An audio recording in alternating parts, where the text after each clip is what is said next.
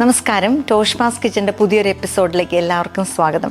ഞാൻ ടോഷ്മ. ഞാൻ ഇന്ന് തയ്യാറാക്കി കാണിക്കുന്നത് ഒരു ഗ്രീൻ എഗ് പനീർ റൈസാണ്. ഇത് നമുക്ക് മടി പിടിച്ചൊക്കെ ഇരിക്കുമ്പം പെട്ടെന്ന് തയ്യാറാക്കാവുന്ന ഒരു റെസിപ്പിയാണ്. ഒട്ടും ബുദ്ധിമുട്ടില്ല, പക്ഷെ നല്ല ടേസ്റ്റി ആയിട്ട് നമുക്കൊരു മീൽ സെർവ് ചെയ്യാൻ പറ്റും. അങ്ങനെയാണ് ഇത് തയ്യാറാക്കാനായിട്ട് എന്തൊക്കെ ഇൻഗ്രീഡിയൻസ് വേണമെന്ന് നമുക്ക് നോക്കാം. ഗ്രീൻ എഗ് പനീർ റൈസ് തയ്യാറാക്കാനായിട്ട് ആദ്യം തന്നെ ഒരു ബ്ലെൻഡറിൽ കുറച്ച് മല്ലിയില നമ്മൾ എടുത്തു വെച്ചിട്ടുണ്ട്, അത് ചേർത്തു. ഇനി നമുക്കിതിലേക്ക് കുറച്ച് പുതിനയില ചേർക്കാം. ഇതിലേക്ക് ഒരു 2 പച്ചമുളക് ചേർക്കാം. ഇനി നമുക്ക് കുറച്ച് വെളുത്തുള്ളി, അതുപോലെ രണ്ട് ചെറിയ കഷ്ണം ഇഞ്ചി, കുറച്ച് കറിവേപ്പില, ഇതൊക്കെ ചേർത്തിട്ട് നമുക്കൊന്ന് തരിതരിപ്പായിട്ടൊന്ന് അരച്ചെടുക്കാം. നമ്മൾ തരിതരിപ്പായിട്ട് പൊടിച്ചു വെച്ചിട്ടുണ്ട്. ഇതാ നമ്മൾ എണ്ണ ചൂടായി ശേഷം നമ്മൾ സവോള വഴറ്റുന്നു. അതുപോലെ തന്നെ നമ്മൾ നേരത്തെ അരച്ച് വെച്ച കറിവേപ്പില, മല്ലിയില, പുതിനയില, അതുപോലെ ഇഞ്ചി, വെളുത്തുള്ളി, ഇത്രയും സാധനങ്ങൾ നമ്മൾ അരച്ച് വെച്ചതും ചേർത്ത് നമുക്കൊന്ന് നന്നായിട്ട് വഴറ്റി കൊടുക്കാം.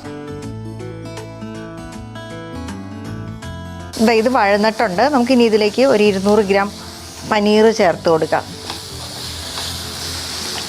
ഇനി ഇതിലേക്ക് നമുക്ക് കുറച്ച് ഗരം മസാല, അതുപോലെ തന്നെ കുറച്ച് മല്ലിപ്പൊടി, ഇത് രണ്ടും ചേർത്ത് കൊടുക്കാം. ഒരു 1/2 ടീസ്പൂൺ വീതം മതി. നമ്മൾ ഉപ്പിട്ട് വേവിച്ചേക്കുന്നതാണ് റൈസ്, എങ്കിലും ഒരു 1/2 ടീസ്പൂൺ ഉപ്പുപൊടി ചേർത്ത് കൊടുക്കാം. ഈ കറിവേപ്പിലയും ചേർത്ത് കൊടുക്കാം.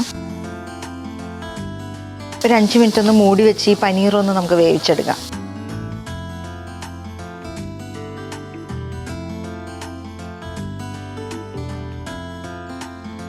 ഈ പനീർ വെന്തിട്ടുണ്ട്. നമുക്കിനി ഇതിലേക്ക് മുട്ട ചേർക്കാം.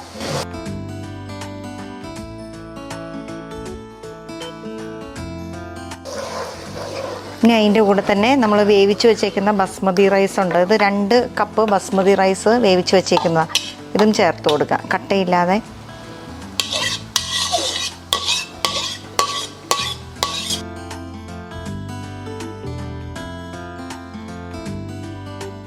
നമുക്കിതിലേക്ക് കുറച്ചുകൂടി ഗരം മസാലയും അതുപോലെ തന്നെ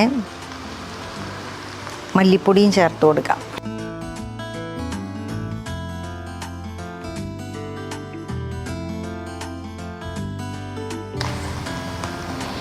കുറച്ച് ഉപ്പുപൊടി ചേർത്ത് കൊടുക്കാം.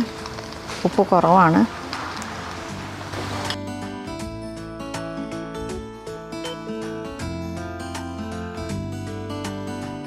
ഇതാ നമ്മുടെ ഗ്രീൻ റൈസ് റെഡി ആയിട്ടുണ്ട്. നമ്മളിന്ന് തയ്യാറാക്കിയത് വളരെ സിമ്പിളായിട്ട് എന്നാൽ നല്ല ടേസ്റ്റി ആയിട്ട് തയ്യാറാക്കാവുന്ന ഒരു ഗ്രീൻ എഗ് പനീർ റൈസിൻ്റെ റെസിപ്പിയാണ് ചെയ്ത് കാണിച്ചത്. ഇത് തീർച്ചയായിട്ടും നിങ്ങൾ വീടുകളിൽ ട്രൈ ചെയ്ത് നോക്കണം. നമുക്ക് ഫുഡൊക്കെ പെട്ടെന്ന് തയ്യാറാക്കേണ്ട ആവശ്യം വരുമ്പോൾ കുറച്ച് മടിയൊക്കെ പിടിച്ചിരിക്കുന്ന സമയത്താണെങ്കിൽ എളുപ്പത്തിൽ തയ്യാറാക്കാവുന്ന ഒരു റെസിപ്പിയാണിത്. തീർച്ചയായിട്ടും നിങ്ങൾ ട്രൈ ചെയ്ത് നോക്കണം. മറ്റൊരു നല്ല റെസിപ്പിയുമായി അടുത്ത എപ്പിസോഡിൽ നമുക്ക് വീണ്ടും കാണാം.